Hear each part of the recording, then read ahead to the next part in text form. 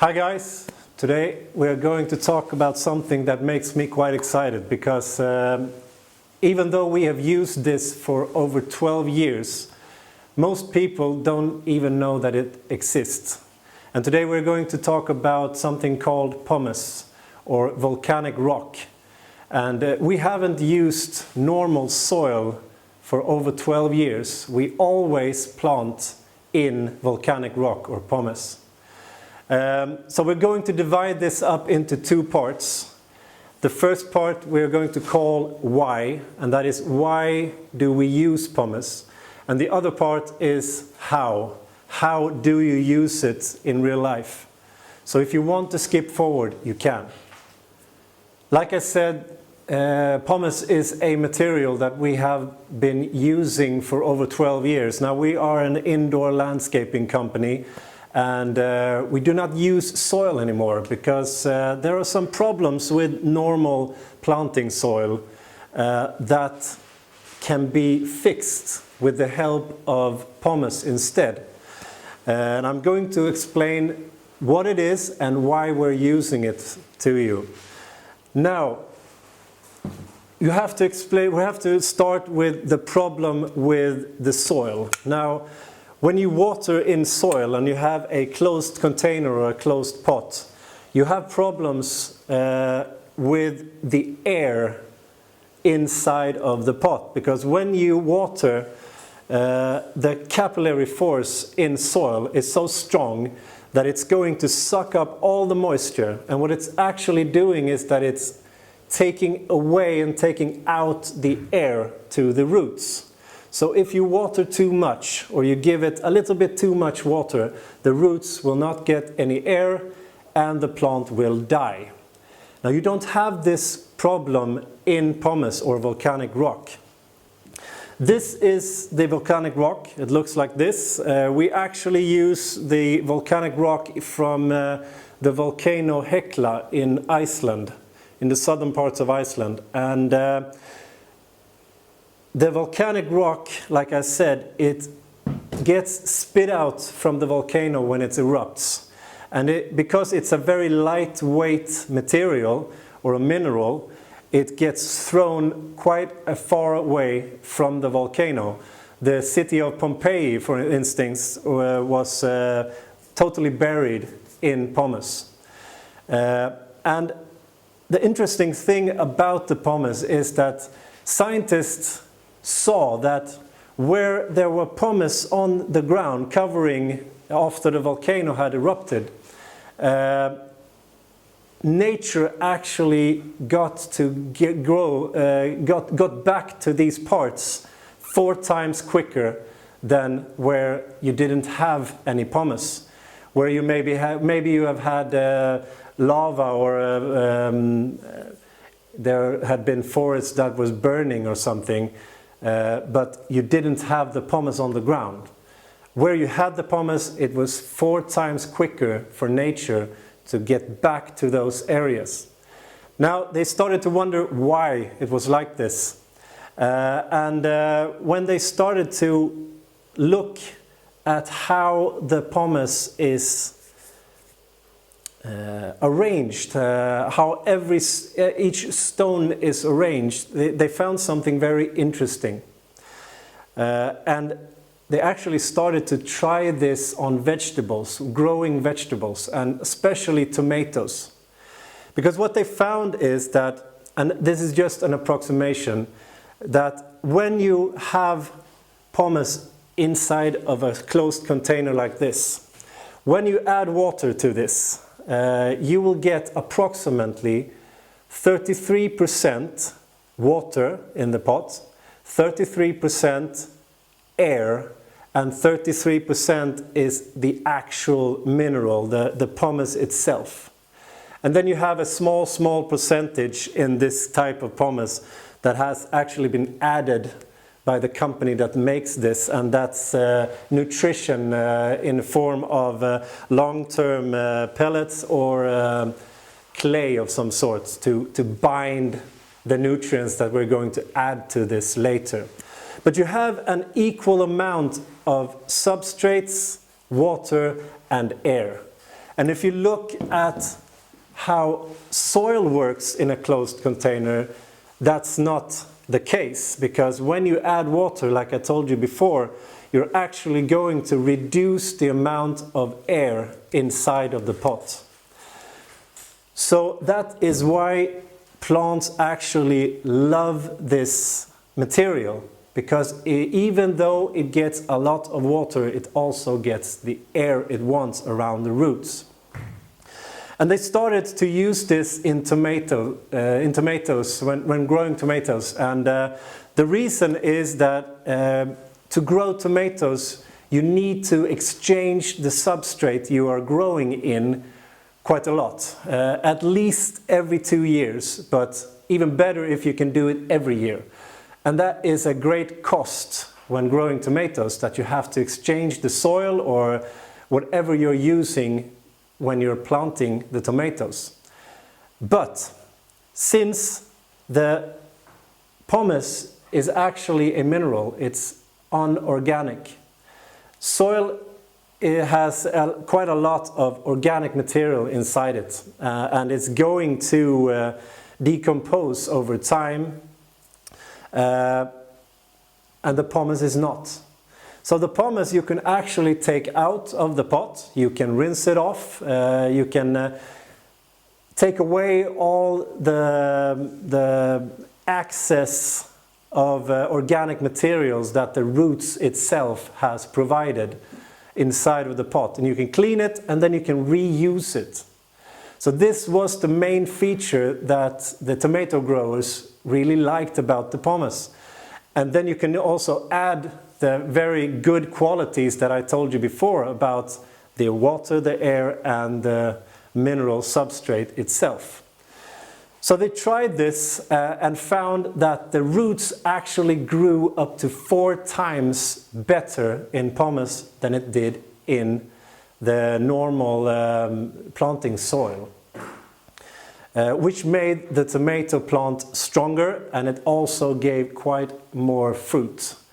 So, and at the end of the season, you could just reuse the pumice, the volcanic rock, and then use it again next year. Which saved quite a lot. You can also make a complete system out of it, where you water with you let the water sip through the pumice and let it take up about 30% of its volume in water, and then all the excess fell down into containers where you could take away that water and reuse it again and again and again, and just add some nutrients to it.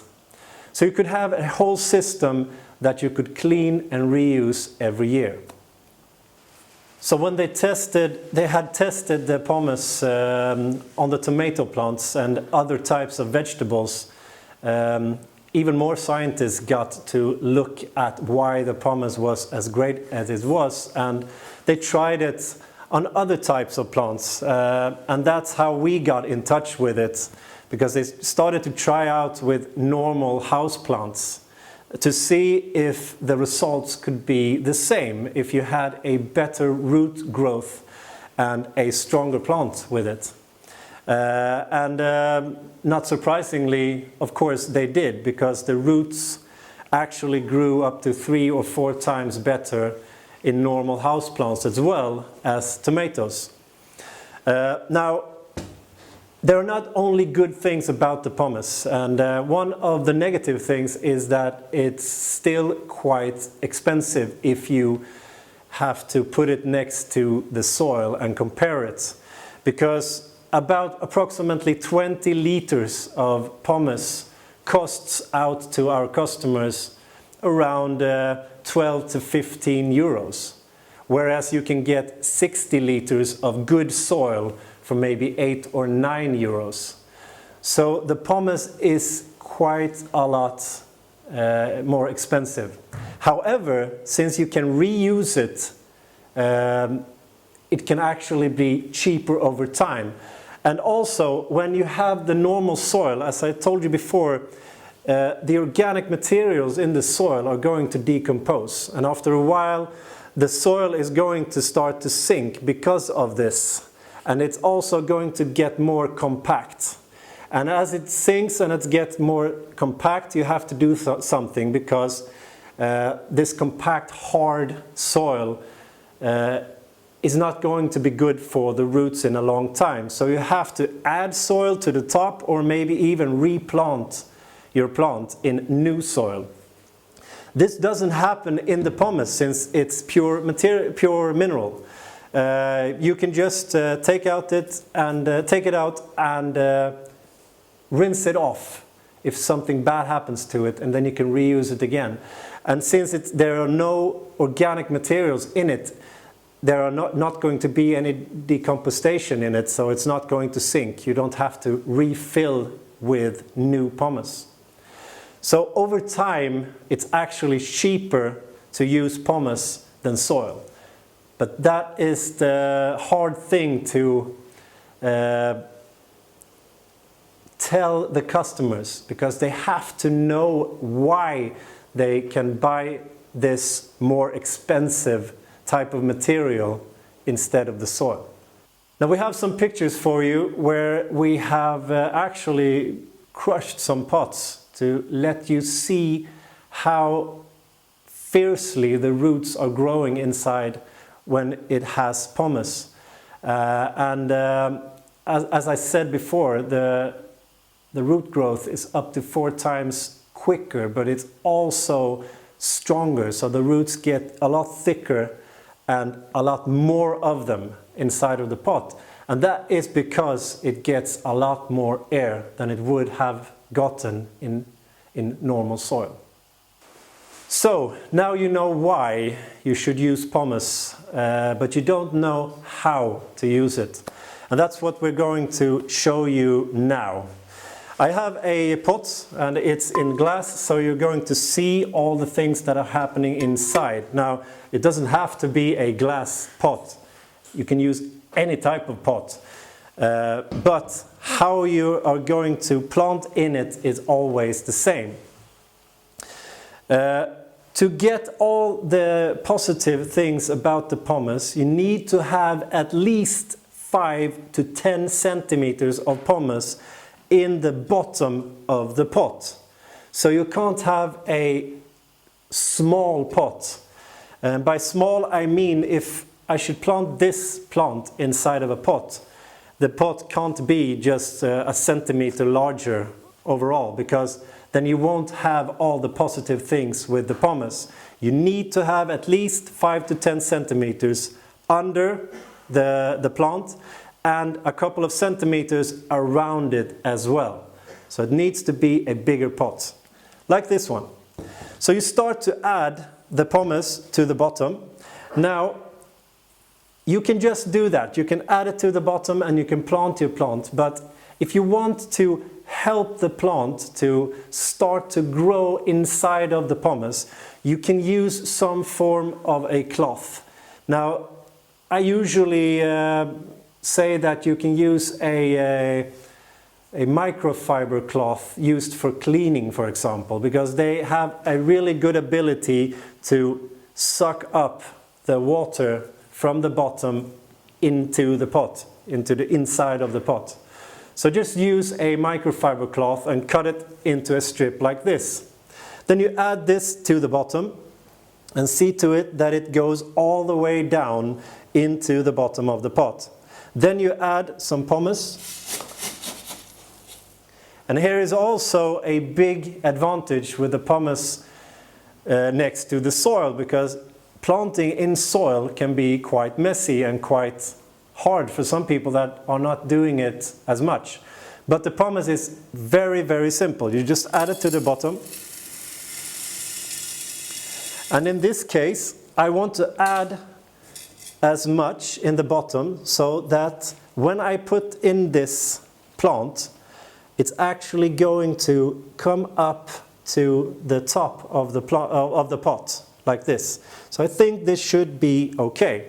Now, so this little part of the cloth I have here, I just lay this on top of the pumice. So then I'm going to put the plant on top of the pumice and on top of the cloth. Now, as usual, you have, of course, checked when you bought the plant that it has quite a lot of roots, so it's a healthy and good plant. Because if it's not, it's going to take quite some time before you get a good plant when you plant it. So make sure when you buy it that it has a lot of roots like this one has. Then you put it down inside of the pot like this, put it in the middle, and then you add the pumice around the plant.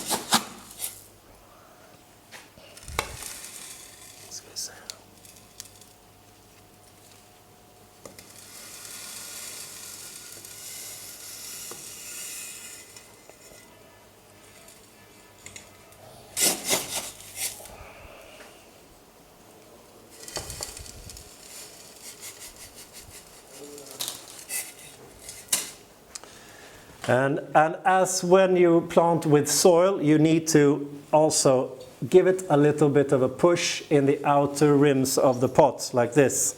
So you get all the pumice down around the plant, like this. And then you just add some more pumice on top.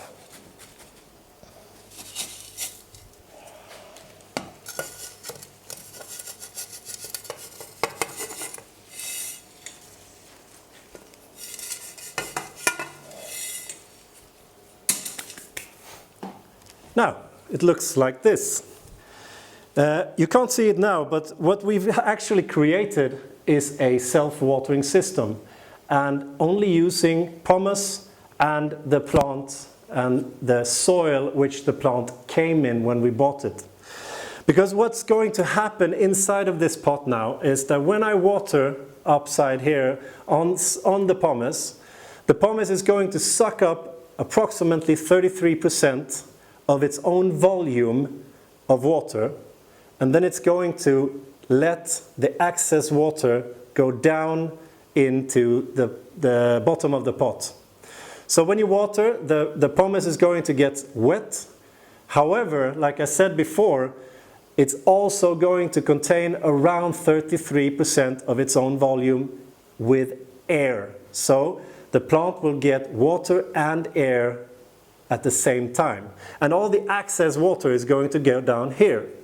And when the plant starts to suck up the water and some of the water is going to start to evaporate out into the air, the water in the bottom is going to transport itself up to the plant by the capillary force, but also with help of the microfiber cloth that I added to the bottom. So this cloth down here is going to help the water to suck it up to where the plant's roots are right now. But in only maybe 2 months time or 1 month time, this plant is going to have roots all around this pot, and especially down here where all the excess water is.